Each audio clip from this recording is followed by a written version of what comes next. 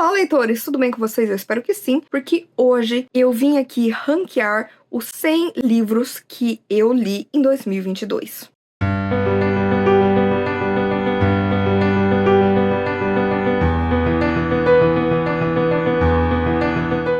Pois é, gente, em 2022 eu li 100 livros e eu acabei tendo essa ideia de ranquear esses livros, né, do melhor para o pior. Só que eu perguntei lá no Instagram, inclusive se você não me segue, eu estou sempre interagindo lá com vocês, então vá me seguir, porque eu perguntei pra vocês como vocês queriam que eu fizesse esse vídeo. E eu decidi fazer ele em duas partes, porque, né, senão ficaria gigantesco, mas vocês também escolheram o caos. Vocês queriam que eu falasse da pior leitura que eu fiz até a melhor, e não o contrário. Então aqui nesse vídeo nós teremos desde o número 100 do pior livro que eu li no ano passado, até 51, que são livros assim, então basicamente que eu não gostei, que me decepcionaram, que eu achei ou até que, tem uma coisinha ou outra interessante, mas não foi assim, leituras incríveis. E o que eu vou tentar fazer? Eu vou tentar falar em uma frase por que este livro está nesta posição. Vai ser um desafio pra mim mesma, porque vocês sabem que eu adoro falar. Então, não podemos perder tempo. Vamos lá.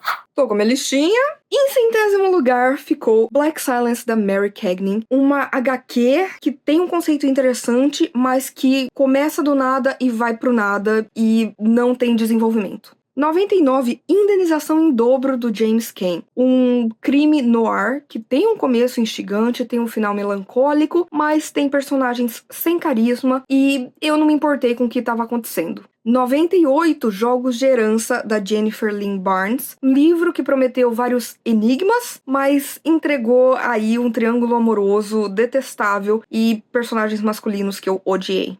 97, Aristóteles e Dante descobrem os segredos do universo, do Benjamin Ali Sons. Um adolescente que parece que não cresce nunca porque está sempre amargurado e acaba nos dando também um final muito forçado, além de transfobia. 96, Por que não pediram a Evans, da Agatha Christie? Uma grande decepção, porque tem um conceito muito bacana, bem instigante, só que tudo é muito óbvio e a história tem pouco desenvolvimento. 95, Nothing But Blackened Teeth, da Cassandra Khaw. Uma história que promete ser de folclore japonês, mas no final a gente tem só adolescentes idiotas fazendo coisas idiotas como em qualquer filme de terror. 94, Ponte das Almas, da Vi Schwab, o último livro da trilogia Cassidy Blake, que decepcionou porque você não sente medo pela protagonista em nenhum momento e acaba se decepcionando porque a história poderia finalizar de uma forma muito melhor.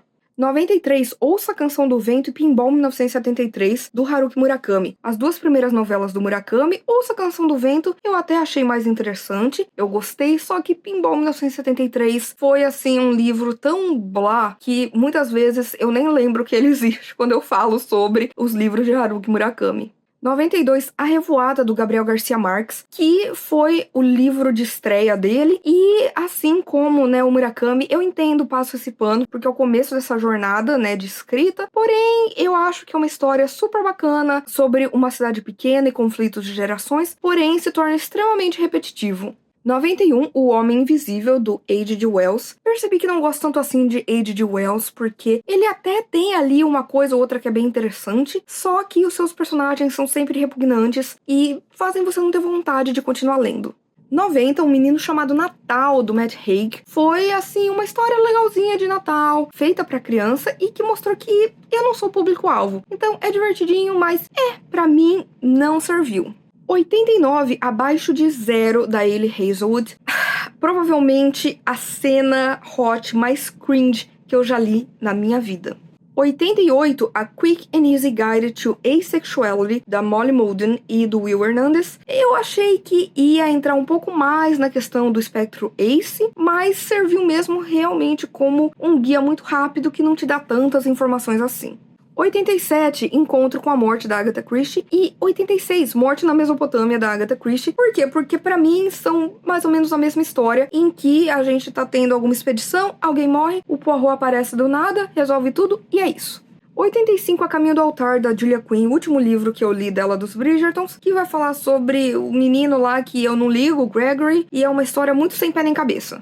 84, o quinto volume de Death Note, do Tsugumi Oba e do Takeshi Obata. Esse daqui foi o que eu menos gostei, porque a gente até vai ter alguns desdobramentos na história, mas, assim, é um momento ali da história que não tem tanta coisa se desenvolvendo assim. Poderia ser bem melhor. 83, O Processo, do Franz Kafka, uma história surrealista e absurda muito interessante, só que a gente tem um protagonista que você só quer entrar no livro e dar uns tapas na cara dele o tempo inteiro. 82, O Guia do Mochileiro das Galáxias, do Douglas Adams. Uma comédia bacana, mas eu esperava ficção científica e recebi um monte de coisas aleatórias que não dão em nada. 81, primeira temporada de Lost Falls, do Kurt Pires, do Antônio Fuso, do Pierluigi Minotti e por aí vai. Um homem chegando numa cidade desconhecida, conversando com fantasmas e onde muitas coisas bizarras estão acontecendo, mas a gente fica sem saber nada porque nunca teve uma continuação. 80, Assassinato no Beco, da Agatha Christie. 4 novelas da Agatha. Uma eu amei, 2 são interessantes, uma é blá, mas assim, no geral, muito daqui é completamente esquecível. 79, o Detetive Parker Pyne, da Agatha Christie. A gente tem este detetive que promete deixar as pessoas felizes, porém ele é meio malandro, utiliza outras formas. Tem aqui alguns contos legais, interessantes, que falam muito sobre a vida como um todo, mas no geral, assim, eu achei que ia ter mesmo uma coisa detetive, e teve muito pouco disso. 78, oitavo volume de Death Note. E aqui, de repente, a gente acaba conhecendo 2 novos personagens que têm que estar no lugar de um grande protagonista, só que eles não chegam nem aos pés disso, então... 77, A Cidade dos Fantasmas, da Vi Schwab. Primeiro volume da trilogia Cassie Blake, que acho interessante, né, da gente ver essa menina que quase morreu, que vê fantasmas e tá tentando ajudar eles, e acaba indo pra uma cidade cheia de fantasmas, mas também não tem, assim, grandes reviravoltas, nem nada assim. 76, O Fragmento de Cristal, do R.A. Salvatore. É um livro de fantasia básica de Dungeons and Dragons que, assim, tem um protagonista pelo qual eu me apaixonei, mas também tem muita coisa machista, tem muitas cenas repetitivas e, não foi pra mim. 75, Dark Dawn, terceiro livro da trilogia das Crônicas da Quase Noite, do Jay Kristoff. Me dói falar sobre esse livro porque eu amo a Mia Corveri, uma das minhas protagonistas favoritas, que teve um final covarde, algo que poderia ter sido épico. Foi assim, nossa, só pessoas indo do ponto A ao ponto B sem motivo nenhum, ao invés de focar na trama em si, e, final, assim, terrível. A Mia não merecia isso.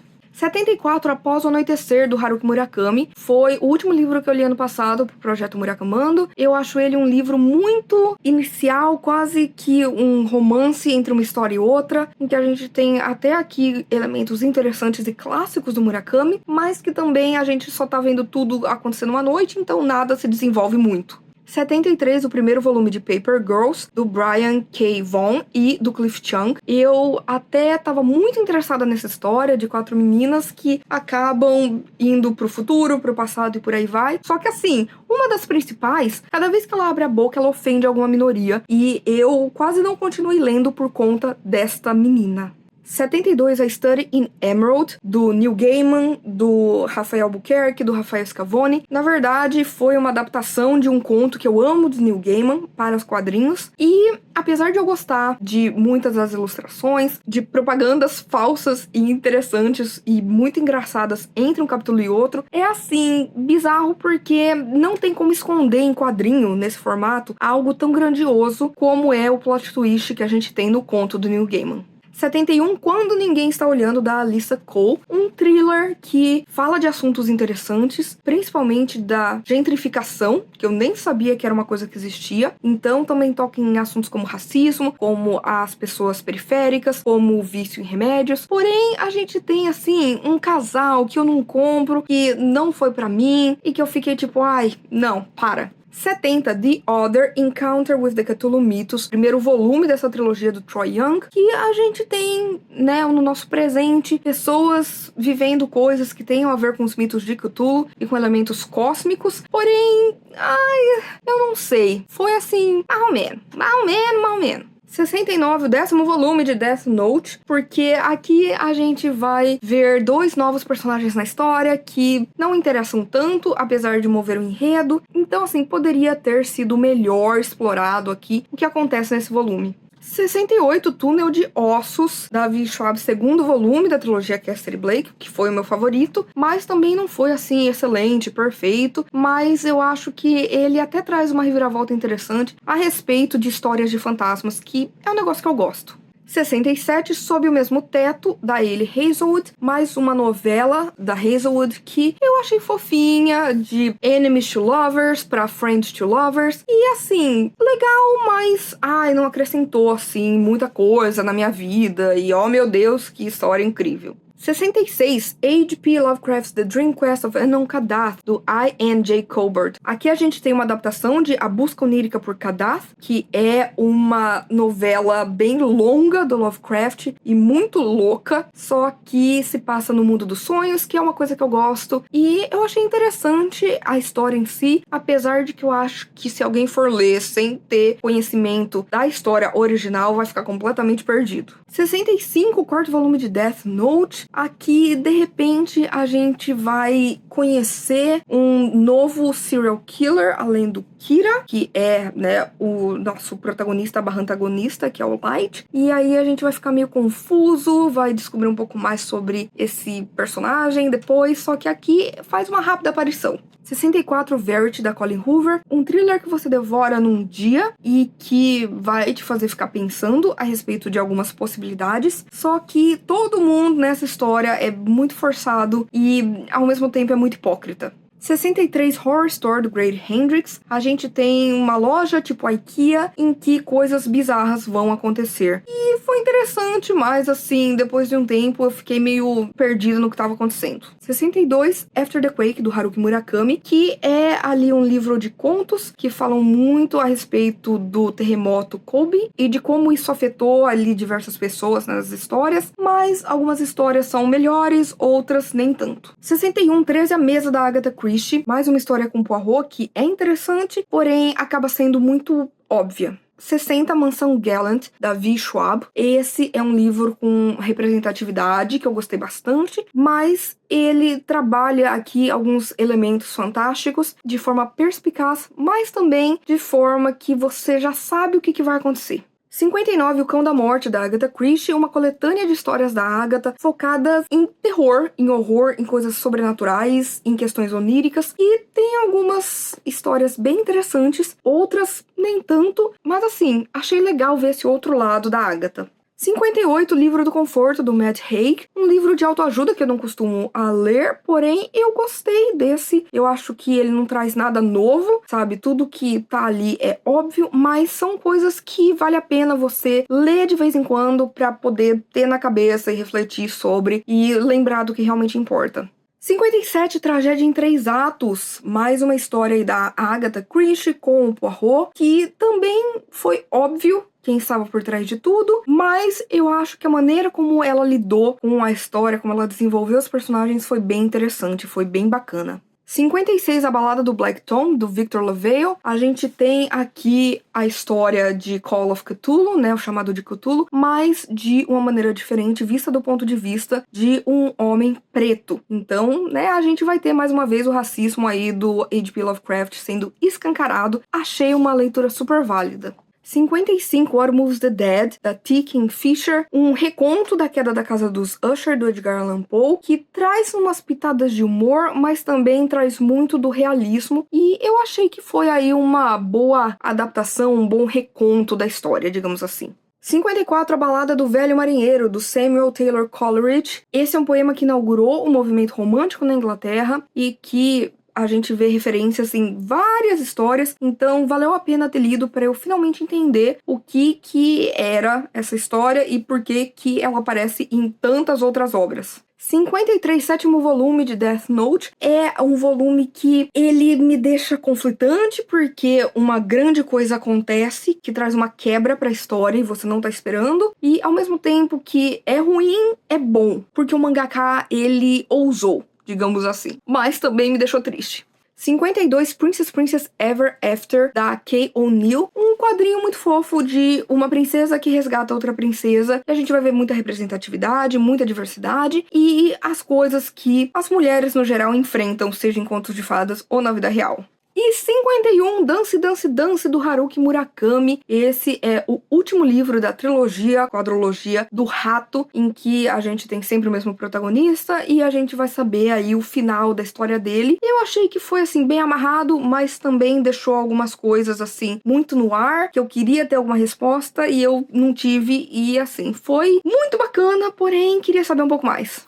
E é isso, gente. Aqui estão aqueles livros que eu não gostei tanto, que eu odiei, que foram os piores do ano, que eu achei ok, que tiveram premissas interessantes, mas não foram muito além, que faltou desenvolvimento, ou que eu não gostei de personagens, e por aí vai. Mas assim, se você gostou de algum desses livros, não tem problema, gente. A literatura, assim como qualquer tipo de arte, é subjetiva e não existe um consenso. Então não tem problema nenhum. Mas, logo mais, eu trago o vídeo falando das melhores leituras do ano passado. Então é isso, gente. Eu espero que vocês tenham gostado do vídeo de hoje. Se você quiser continuar conversando comigo a respeito de livros, filmes, séries, qualquer outra coisa, não deixe de me contatar nas minhas outras redes sociais. Por favor, curta esse vídeo, porque isso ajuda muito o meu trabalho, faz com que esse vídeo e o canal chegue a mais pessoas. Compartilhe com seus amigos, comente aqui embaixo qual foi aquele livro do ano passado que você não gostou. E, por favor, se inscreva no canal Livro em Livro se você ainda não é inscrito. E aproveite para ativar as notificações, ativar o sininho, porque toda sexta-feira e domingo tem conteúdo novo por aqui. Então a gente se vê no vídeo que vem.